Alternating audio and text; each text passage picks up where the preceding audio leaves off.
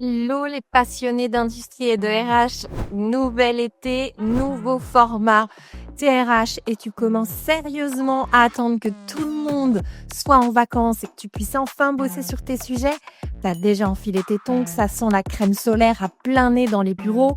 Moins de réunions, moins d'urgences, moins de mails. C'est l'accalmie estivale avant de te faire broyer par le mois de septembre. Alors plutôt que d'attendre cet habituel tsunami, je te propose un truc. C'est un cahier de vacances RH. C'est une série audio et vidéo.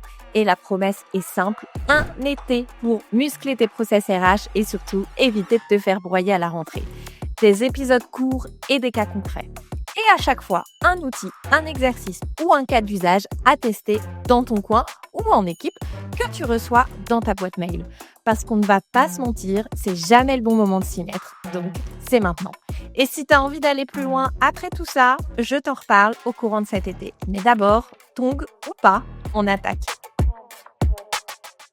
Bonjour, écoute, on est déjà sur notre 10e épisode. Tu vois, moi je me suis organisée, j'ai batché, je t'ai pas mal parlé du batch si si t'as suivi les derniers épisodes. Donc moi j'ai batché mes enregistrements. Au moment où je te parle, on est le 21 mai et cet épisode devra sortir le 24 juillet. Donc c'est cool, j'avance pas mal et surtout j'espère que ça te plaît. Tu sais, ici, on est sur cet été, là, tu as 25 épisodes. On est sur une série un peu particulière, une série spéciale cahier de vacances Process RH. Si tu nous rejoins, tu peux m'écouter sur toutes les plateformes d'écoute, Deezer, Spotify, Apple Podcasts, que tu veux. Aussi sur YouTube et tu reçois en complément des 2 épisodes hebdo, tu reçois ton cahier de vacances dans ta boîte mail. Donc, si tu es déjà inscrit, tu reçois ça directement.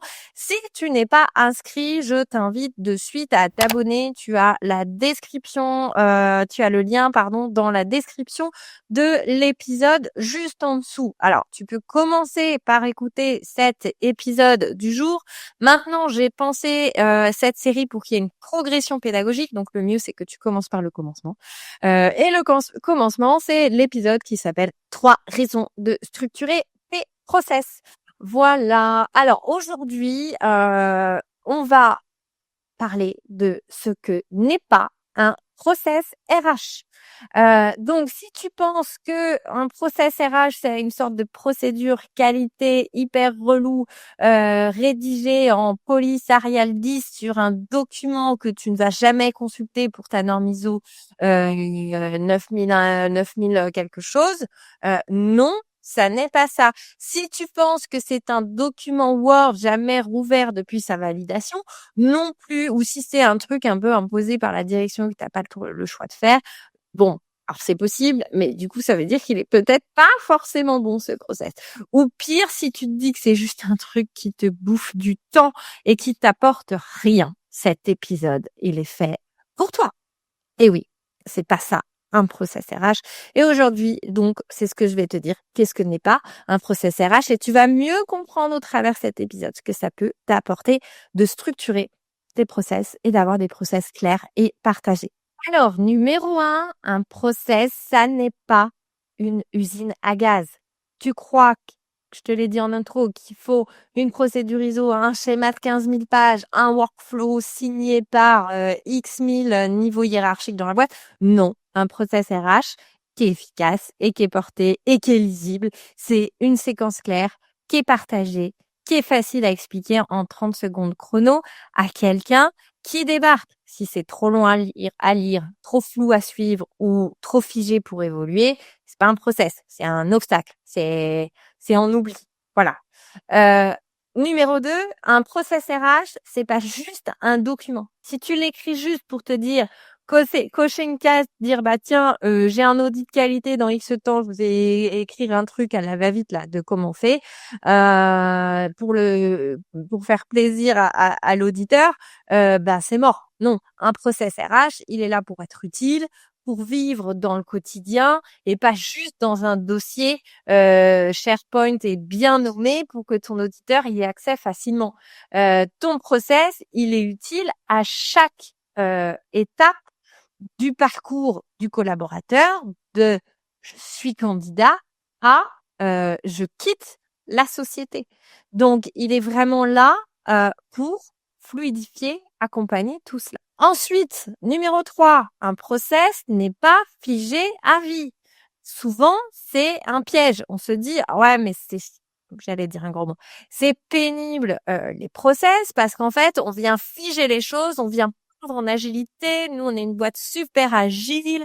Ouais, OK, mais en fait, c'est un vrai piège de penser qu'une fois qu'un process est écrit, c'est terminé et au contraire, en fait, un process, il est là pour être une base vivante. Si tu ne l'écris pas, tu vas pas pouvoir te dire: «Bah, tiens, qu'est-ce qu'on peut faire mieux?» et tu vas entretenir cette culture de l'oralité sous couvert de votre culture de l'agilité, mais l'agilité ne va pas à contresens, bien au contraire. Si on parle, vraiment de l'agilité au sens propre, du terme, l'agilité est issue du Lean et donc de l'amélioration continue, hein, et la base de l'amélioration continue, c'est la carto, visible des process. Donc non, c'est faux que de penser qu'on vient s'enfermer et perdre en agilité en travaillant à optimiser ses process, bien au contraire. Ça s'améliore, ça s'adapte, ça évolue avec ton équipe, tes outils, ton organisation, et cetera. Donc c'est aussi accepter de raisonner, d'avancer dans l'imparfait, d'écrire, au premier jour et que, bah, il continue de progresser, de vivre. Et le 4e point, c'est que non, un process RH, ça n'est pas réservé aux gros services RH structurés. Même si tu bosses seul ou bien si tu as une équipe RH qui est réduite, tu penses que c'est pas pour toi. Non, c'est faux, c'est surtout fait pour toi. Parce que moins tu as de ressources, plus tu as besoin d'un process qui soit clair pour éviter les doublons, les pertes d'infos, les oublis de suivi et surtout la surcharge mentale.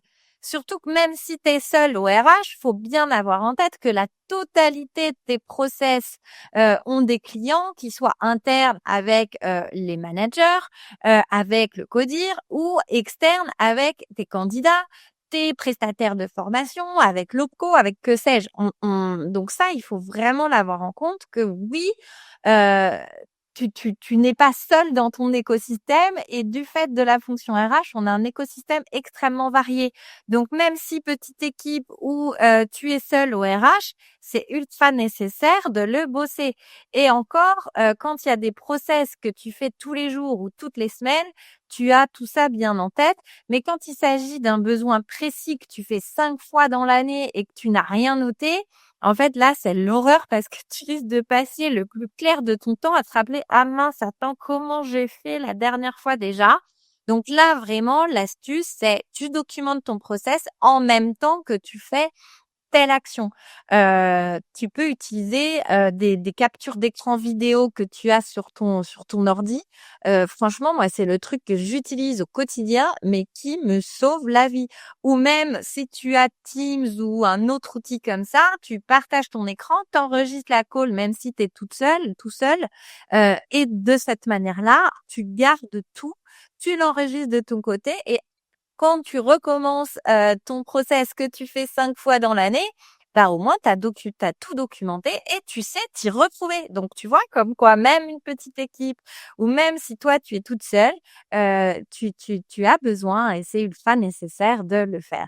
Alors en conclusion sur cet épisode, bon un process RH, je pense que tu as compris que ce n'est pas juste un document, c'est pas un outil, c'est pas juste un outil ou c'est pas une punition, c'est vraiment une séquence claire qui rend ton boulot plus simple, plus fluide, plus partageable, plus intelligible aussi.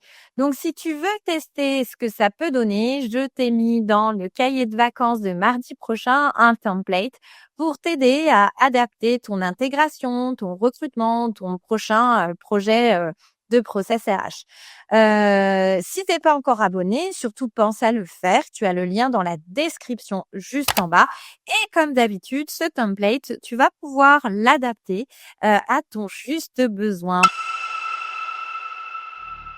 C'est tout pour aujourd'hui. Voilà, t'as écouté, t'as cogité. Maintenant, il est temps de passer à l'action. Et franchement, chapeau parce que t'as déjà avancé sans même t'en rendre compte. Alors, je te laisse là-dessus. On se retrouve lundi prochain pour un nouvel épisode. Toujours court, toujours concret, toujours plus utile. Allez, à très vite et garde tes tongs pas trop loin et continue quand même de profiter de ton été, même si tu bosses sur tes process. Allez, bye!